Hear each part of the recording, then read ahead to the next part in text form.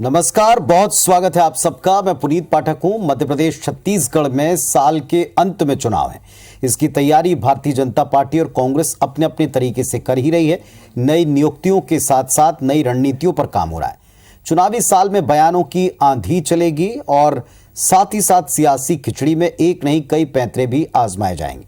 आने वाले कुछ और महीनों में ये राजनीति आपको और तेज चाल चलती नजर आएगी। 5 साल की किस्मत पार्टियों की जनता लिखने वाली है। सियासी गलियारे के रोजाना तमाम तरह की गहमा गहमी और चुनाव से जुड़ा हर एक अपडेट IBS 24 अपने दर्शकों को स्पेशल बुलेटिन 23 में प्रदेश 24 में देश के जरिए प्रतिदिन पहुंचाता है।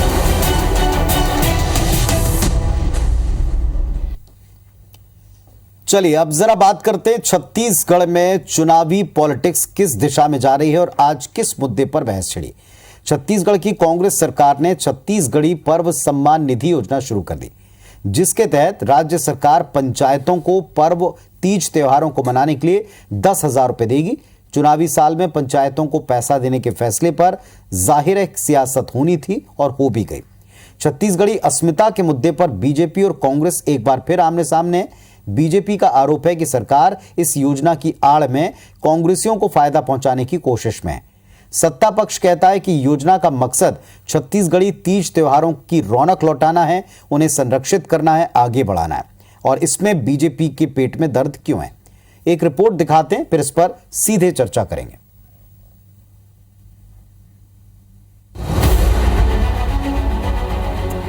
अब जब चुनाव में कुछ ही महीने बचे हैं तो सत्तारूढ़ कांग्रेस ने एक बार फिर से छत्तीसगढ़ी अस्मिता पर दांव खेला है। प्रदेश की कांग्रेस सरकार ने छत्तीसगढ़ी पर्व सम्मान निधि योजना के तहत अनुसूचित ही नहीं बल्कि गैर अनुसूचित क्षेत्रों के ग्राम पंचायतों को भी पर्व त्योहारों के लिए सम्मान निधि देने की रणनीति बनाई है। प्रत्येक ग्राम पंचायत को 2 किस्त में हर साल 10,000 की राशि दी जाएगी। गुरुवार को सीएम ने पहली किस्त के रूप में 5-5 हजार की राशि 60 विकास खंडों के 6,111 ग्राम पंचायतों को जारी की। चुनावी साल है, लिहाजा इस फैसले पर सियासत भी तेज हो गई। सत्ता पक्ष जहां योजना के फायदे गिना रही है तो विपक्ष इसे कांग्रेसियों को फायदा पहुंचाने की योजना बता रहा है। पहली बार ऐसा हो रहा है कि जो हमारे तीज त्योहार हैं उसके लिए सरपंच के अध्यक्षता में एक कमेटी बनाई गई, जिसमें कोटवार भी होंगे, पटेल भी होंगे और गांव में 2 महिलाएं और 2 वरिष्ठ नागरिक होंगे, जिसके माध्यम से ये 30 त्योहार 2 त्योहारों के लिए 5-5 हज़ार रुपया साल भर में दिया जा रहा है। राजीव मितान के माध्यम से अपने कार्यकर्ताओं को उपकृत करने का काम किया। अब पर्व योजना चालू किया है, उससे कांग्रेस से कुछ लोगों को उपकृत कर देंगे। राज्य सरकार की आर्थिक स्थिति कंगाली के कगार पे खड़ी है, उसके बावजूद अपने कार्यकर्ताओं को सीधा नगद पैसा देकर उपकृत करना, मैं इसको पाप मानता हूँ। जाहिर है छत्तीसगढ़ी पर्व सम्मान निधि योजना मुख्यमंत्री आदिवासी पर्व सम्मान निधि योजना का विस्तार है, जिसकी शुरुआत सीएम भूपेश बघेल ने बीते 13 अप्रैल को बस्तर में आयोजित भरोसा सम्मेलन में प्रियंका गांधी की मौजूदगी में की थी। अब सवाल यह है कि पंचायतों को सम्मान निधि देने को लेकर बीजेपी को आपत्ति क्यों हो रही है। क्या पर्व त्योहार के लिए पंचायतों को पैसा देना चुनावी तैयारी का हिस्सा है? सौरभ सिंह परिहार, IBS 24, रायपुर।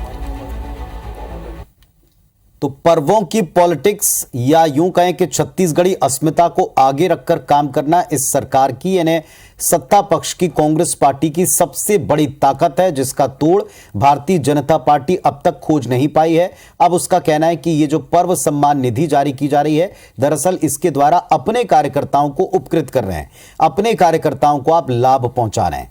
हालांकि इस वार का कितना असर होगा, पलटवार में क्या कहा जाएगा, इस मंच पर अब सीधे सुनने की बारी। इस वक्त हमारे साथ में कांग्रेस पार्टी की तरफ से तेज तर्रार तर्कशील नेता अभय नारायण राय साहब जुड़ चुके हैं। नमस्कार राय साहब, बहुत स्वागत है आपका। और भारतीय जनता पार्टी से भी नेता कुछ ही देर में हमारे साथ इस मंच पर जुड़ेंगे। अभय जी, आप इसी चर्चा की शुरुआत करते हैं। बीजेपी का सीधा आरोप है कि आप अपने नेताओं को उपकृत करने के लिए ये राशि आवंटित कर रहे हैं। भारतीय जनता पार्टी के नेता यही नहीं समझ पाते कि छत्तीसगढ़ क्या है और उसके कांग्रेस के कार्यकर्ता क्या हैं। 18 में मुख्यमंत्री बनने के बाद भूपेश बघेल की सरकार ने जितने काम किए उसके मूल में कहीं था तो छत्तीसगढ़ की संस्कृति, छत्तीसगढ़ की बोली, छत्तीसगढ़ के तीज त्योहार, छत्तीसगढ़ के वो लोग जो छत्तीसगढ़ आंदोलन चलाते थे और जिनके कारण आज छत्तीसगढ़ फल फूल रहा है और बना है। आज बारी आई है तीज त्योहार को जो छत्तीसगढ़ी पर्व सम्मान निधि के रूप में देने की घोषणा भूपेश बघेल जी ने की। इससे पहले भी हमने देखा है कि छत्तीसगढ़ को लेकर कोई भी घोषणा मुख्यमंत्री जी करते हैं तो भारतीय जनता पार्टी को तकलीफ होने लगती है। भारतीय जनता पार्टी ये भूल जाती है कि उन्हीं छत्तीसगढ़ियों के पास उनको वोट मांगने जाना है। उन्हीं छत्तीसगढ़ियों के राज्य में, छत्तीसगढ़ राज्य में ही आपको अपनी सरकार बनाने की बात करनी है। तो अगर कोई योजना जनता के लिए हो रही है तो उसमें तकलीफ नहीं होनी चाहिए। जहाँ तक राजीव व मितान की बात कर रहे हैं, वो चले जाए गांव-गांव में और पता कर लें कि राजीव व मितान में जो लोग हैं उसमें कितने कांग्रेस के प्राथमिक सदस्य या कार्यकर्ता हैं। उसमें वो लोग हैं जो युवा हैं, वो लोग हैं जो खेलकूद के प्रति अपनी रुचि रखते हैं, वो लोग हैं जो गांव में सामाजिक कार्य करते हैं। उसी तरह सरपंचों को ये राशि दी जा रही है। सरपंच निर्वाचित प्रतिनिधि है, वह किसी पार्टी का नहीं होता, वो चुनाव गैरदलीय होते हैं। और सरपंच का आस्था कांग्रेस से हो सकता है, भाजपा से हो सकता है, किसी अन्य दल के साथ हो सकता है, लेकिन वो गांव का मुखिया है। उसकी निगरानी में एक कमेटी बनेगी, उस कमेटी को पैसा जाएगा और पैसे का उद्देश्य, उस राशि का उद्देश्य यह है कि उस गांव की जो नई पीढ़ी है, युवा पीढ़ी है, जो नए पंच सरपंच जीत के आते हैं, वो उस गांव में होने वाले मड़ई मेला, उस गांव के जो कोई पुराने शीतला मंदिर होता है, कहीं शिव मंदिर होता है, तमाम तरह के पूजा पाठ जो गांव की पूजा होती है, जिसको हम सब लोग उस दिन गांव में ऐसा कहा जाता है, बैगा ये भी डिक्लेयर करवाता है कोटवार के माध्यम से कि आज कोई बाहर नहीं जाएगा, आज गांव की पूजा है। तो उस पूजा में जो पैसा लगता था, सामूहिक पैसा लगता था, घर घर से चंदा होता है, सब लोग मिलकर उस त्यौहार को मनाते हैं। तो सरकार ने एक प्रयास किया कि सरपंच को और पंच को हम सक्षम बना दें कि वो थोड़े बहुत आयोजन करने के लिए जो मूलभूत राशि है उनको उपलब्ध हो जाए और बाकी गांव के लोग अपनी व्यवस्था से करते हैं। भारतीय जनता पार्टी को तो ये बताना चाहिए कि छत्तीसगढ़ियों के लिए कोई काम किया जाए तो उनको तकलीफ क्यों होती है। क्या वो छत्तीसगढ़ियों का मत नहीं लेंगे या उनकी सरकार आएगी तो इन योजनाओं को बंद कर देंगे, ये भी वो घोषणा करें। उनकी एक और तकलीफ की वजह ये है, वो ये कहते हैं कि दरअसल प्रदेश सरकार की आर्थिक स्थिति खस्ता हाल है और आप पैसा बांट रहे हैं ताकि आपको चुनावी लाभ मिले। 3 दिक्कतें हैं, एक तो जिसके ऊपर आप अपनी बात रख रहे हैं, दूसरा कहते हैं प्रदेश की आर्थिक स्थिति खस्ता हाल है और सरकार पैसा बांट रही, तीसरा वो ये भी कहते हैं कि चुनावी लाभ इसका मकसद है। जो लोग स्काई वॉक बना रहे थे, आसमान की ओर ले जा रहे थे सड़कों को, जो लोग कंप्यूटर बांट रहे थे, जो लोग जर्सी गाय लाके बांट रहे थे इस प्रदेश में, वो लोग अब आर्थिक चिंता कर रहे हैं। कब? जब मूलभूत कामों पे, छत्तीसगढ़िया संस्कृति, तीज त्योहारों पे कोई खर्च किया जा रहा है। जब 2500 रुपये में धान लेने की बात आई तब भी यही आरोप भाजपा ने लगाया। आज 2500 रुपये धान खरीदने से किसान तो सक्षम हुआ ही, बाजार छत्तीसगढ़ का सक्षम हुआ। वो पैसा जाएगा तो कहाँ खर्च होगा? उससे जो काम होंगे वो बाजार में खर्च होगा और बाजार से पैसा वापस फिर टैक्स के रूप में सरकार के पास ही आता है। तो ये जो आर्थिक समृद्धि के रास्ते हैं, ये भारतीय जनता पार्टी को, चूंकि वित्त मंत्री रमन सिंह जी ही रहे और वो समझते नहीं थे छत्तीसगढ़ को, वो समझते नहीं थे यहाँ के आर्थिक हालात को। उनके पास करोड़ों की योजनाएं होती थी जिसमें जनता नहीं होती थी, ठेकेदार होता था और वो तमाम लोग होते थे जो बड़े लोगों के लिए, गाड़ियों को चलने के लिए सड़कों का निर्माण किया जाता था। आज जो योजनाएं बन रही उसमें जनता होती है और अगर हमको कर्ज लेना पड़ रहा है, हमारी आर्थिक स्थिति अगर गड़बड़ भी है, तो भी हमारी ये इच्छा शक्ति है कि हम अपनी जनता के लिए कोई काम कर रहे हैं। और आर्थिक स्थिति उस प्रदेश की इसलिए खराब है कि भारतीय जनता पार्टी, केंद्र की सरकार हमको समय पे पैसा नहीं भेज रही है। हमको जीएसटी और कोयला रॉयल्टी का पैसा दे दें तो कहीं आर्थिक स्थिति हमारी खराब नहीं है। चलिए, हमारे साथ में अनुराग सिंहदेव जी हैं, भारतीय जनता पार्टी का पक्ष रखने के लिए जुड़ गए। सिंहदेव साहब नमस्कार, स्वागत है आपका। भारतीय जनता पार्टी न छत्तीसगढ़ की अस्मिता को समझती है, चुने हुए जनप्रतिनिधियों को पैसा देने में भला बीजेपी को क्या दर्द है, क्यों दर्द है, ये कांग्रेस पूछ रही है आपसे। देखिए पुनीत जी, कांग्रेस ने छत्तीसगढ़ की जनता को छला भी है और धोखा दिया है और बार बार कई अवसरों पर बेरोजगारी भत्ता देंगे, लेकिन ऐसे कानून बनाएंगे कि हजारों फॉर्म भरे जाएंगे और उसमें से सेलेक्ट होंगे महज 2%, 1.5%। इस प्रकार के नियम बनाकर लोगों को छलने का काम। तीज त्योहार की बात है, तीज त्योहार एक परंपराओं के रूप में छत्तीसगढ़ के अंदर मनाया जाता है, इसको लेकर उसमें आर्थिक बंदरबाट करना और उसको ऐसे लोगों तक पहुंचाना जो कांग्रेस से जुड़े हुए लोग हैं, वो ही आयोजन कर पाएंगे इस तीज त्योहार, वो ही जैसा चाहेंगे उस तरीके के आयोजन होंगे वहां पर। तो मुझे लगता है कि बंदर बाट के सिवा और कुछ नहीं है, ये एक तरीके से नहीं तो लोगों को बीजेपी ठगने को का मूलतः काम। आपत्ति किस वो बात भी की? आखिरी चार समय बातें सिंहदेव साहब अब तक सामने आई। पहला कहा कि प्रदेश के सरकार की आर्थिक स्थिति ठीक नहीं है, प्रदेश की वित्तीय व्यवस्था के ऊपर उंगलियां उठाई। दूसरा ये कहा अपनों को उपकृत कर रहे हैं। तीसरा कह रहे हैं कि ये चुनावी लाभ के मकसद से किया। तो मूल आपत्ति किस बात को लेकर है? देखिए पुनीत जी, आपत्ति तो एक मुख्य रूप से है, छत्तीसगढ़ में जो भी योजना इस सरकार ने लागू की है वो महज एक स्टंट के रूप में लागू है। जैसे गोबर खरीदी मान लीजिए हो रही है, अब गोबर खरीदी हो रही है तो कितने लोगों के खाते में कितनी राशि गई, ये आप देखेंगे तो वो बहुत नगण्य आंकड़े हैं। ये आंकड़े ज्यादा बताते हैं, लेकिन कितने हितग्राहियों तक गई तो बताते हैं कि एक व्यक्ति के माध्यम से उस गांव के 50 लोगों ने गोबर बेचा और फिर उसको सारी राशि का भुगतान कर दिया। तो अब किसको राशि मिलनी थी, किसको मिल गई, कहां तक पहुंच रही थी राशि, इसका कोई लेखा जोखा नहीं है। इसीलिए बीजेपी गोबर के बारे में कहती है कि गोबर घोटाला है। योजना अच्छी है लेकिन गोबर घोटाला है। तो आज जो भी ये लॉलीपॉप दिखाने का काम इस सरकार कर रही है, ये छत्तीसगढ़ को कि जनता को चुनावी रूप से ठगने का काम ये सरकार कर रही है। ठीक है, यहाँ पर अभय नारायण राय साहब हैं स्टूडियो में जो आपको सुन रहे हैं। अभय जी बताएं, आप उत्तर दें। प्रश्न और है। हाँ जी जी जी, एक मिनट, हाँ कह लें, पूछे। पुनीत जी प्रश्न ये भी है उसके पास कि प्रश्न ये भी है कि ये सरकार छत्तीसगढ़ को कर्जे में भी डाल रही है, ये करके कर्ज भी बढ़ा रही है छत्तीसगढ़ का, प्रदेश की माली स्थिति चलिए, कर्ज बढ़ा रहे हैं आप और छल कर रहे हैं, वायदा कर देते हैं, बड़े आंकड़े दिखाते हैं, पूरे नहीं करते, ये आरोप है। देखिए, कर्ज की जहां तक बात है, 18 में जब सरकार छोड़ के गए थे तब कितना कर्ज दे के गए थे वो रमन सिंह जी और भाजपा को याद है। और अगर हम कह रहे हैं हम कर्ज ले रहे हैं तो किसानों के लिए और छत्तीसगढ़ियों के लिए ले रहे हैं। हमने कोई ऐसी योजना नहीं बनाई है कि हमको रायपुर की सड़क से निकलकर आसमान की ओर जाना है, और योजना करोड़ों की और दूसरी बात छल की जहां तक बात 50 लाख देते हैं, छल मन से कांग्रेस काम कर रही है। भूपेश बघेल जी भेंट मुलाकात में जाकर अपनी योजनाओं को लेकर सीधे जनता से बात करते हैं, सीधे जनता से पूछते हैं, फीडबैक लेते हैं। तो छल की कहीं कोई बात नहीं है। छल ये हो रहा है कि भारतीय जनता पार्टी को लग रहा है कि इन योजनाओं के चलते अब 14 सीट भी बचेगी कि नहीं। नेता तो खोज नहीं पाए, मुद्दे तो खोज नहीं पाए। जिस गोबर की बात अनुराग सिंहदेव जी कर रहे हैं, वो गोबर खरीदी की सराहना खुद प्रधानमंत्री कर चुके हैं। योगी जी अपने उत्तर प्रदेश में उसको लागू करने की योजना बना रहे हैं और अध्ययन करने के लिए टीम भेजते हैं।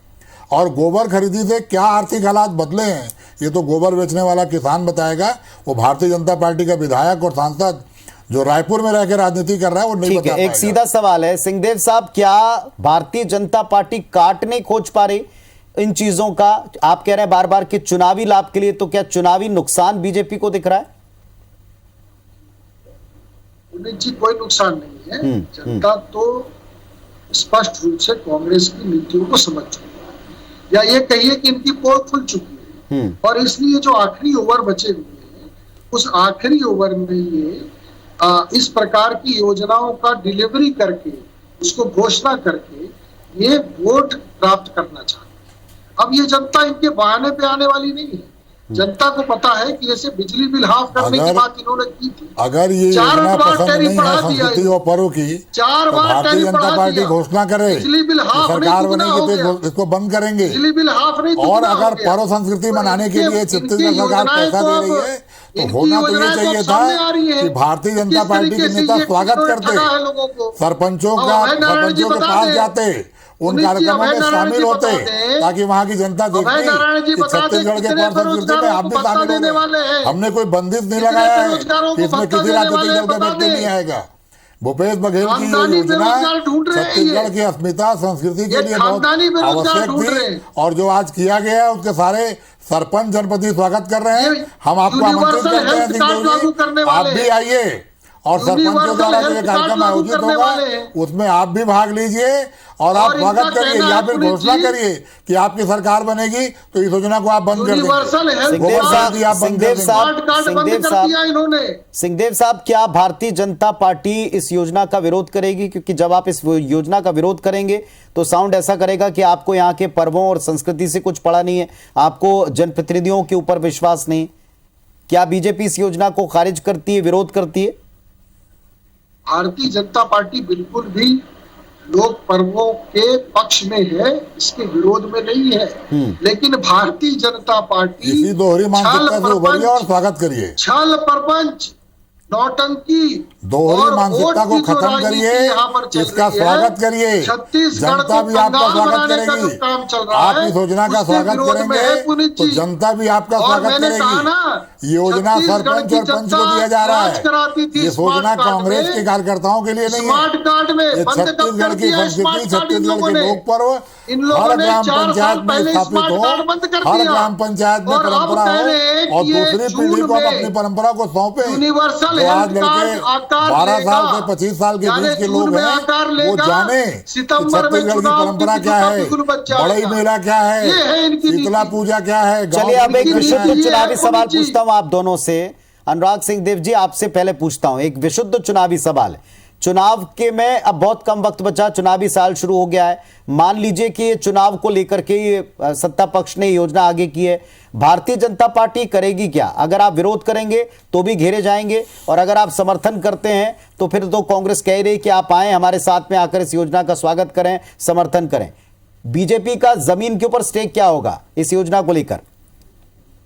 देखिए, भारतीय जनता पार्टी तमाम भ्रष्टाचार, घोटाले और कर्ज और छल, इसको सामने रखकर जनता से बात करें। तो ये योजना एक छल लगती है आपको या भ्रष्टाचार लगता है? पुनीत जी, मैं उसी का एक एग्जांपल। योजना चालू होने के पहले भ्रष्टाचार और छल आपको दिख रहा है? इन्होंने आप सबको अभय नारायण रही भावना जैसी, अभय नारायण जी सुन नहीं रहे, मेरा पक्ष है अभी, फिर आप जाकी रही भावना जैसी। मेरा कहना ये है पुनीत जी, जी स्मार्ट कार्ड इन्होंने बंद कब किया? हेल्थ के लिए 4 साल पहले। क्या छत्तीसगढ़ के नागरिकों की इलाज की आवश्यकता नहीं थी? अभी ये कह रहे हैं हम यूनिवर्सल हेल्थ स्कीम लागू करेंगे। कब करेंगे? जून में करेंगे। जून में आकार लेगा और सितंबर में चुनाव हो जाएगा। तो ये तो मैं यूनिवर्सल हेल्थ कार्ड का विरोधी नहीं, ये जो छल किए हैं 4.5 तो आप लोग इस योजना का विरोध करेंगे, सपोर्ट करेंगे जमीन पर? यही तो मेरा सवाल था आपसे सीधा। हम तो छल के विरोध में हैं। ठीक है, आप छल कर रहे हैं नारायण जी, अभय नारायण साहब आप छल कर रहे हैं। मैंने कहा कि जाकी रही भावना जैसी, हरी मूरत देखी थी तैसी। हम योजना लाए हैं, छत्तीसगढ़ के तीज त्योहार और संस्कृति के लिए लाए हैं। हम योजना ग्राम पंचायत के निर्वाचित प्रतिनिधियों को सौंप रहे हैं। भारतीय जनता पार्टी के दिमाग में अगर भ्रष्टाचार और छल बसा हुआ है तो ये उनका केमिकल पॉइंट है, वो उसको तय करेंगे। हम अभी भी अपील करते हैं कि छत्तीसगढ़ के लिए कोई योजना बने, चाहे भूपेश बघेल बनाए या कोई बनाए, उस योजना का स्वागत हर राजनीतिक दल को करना चाहिए। खुले मन से आए, इस योजना में शामिल हो और या इस योजना का विरोध करें। जी, फाइनल आपको जवाब देंगे। विरोध करने वाले हैं क्या राय साहब? राय साहब जैसा कह रहे हैं उस बात का सिंहदेव जी विरोध करने वाले हैं?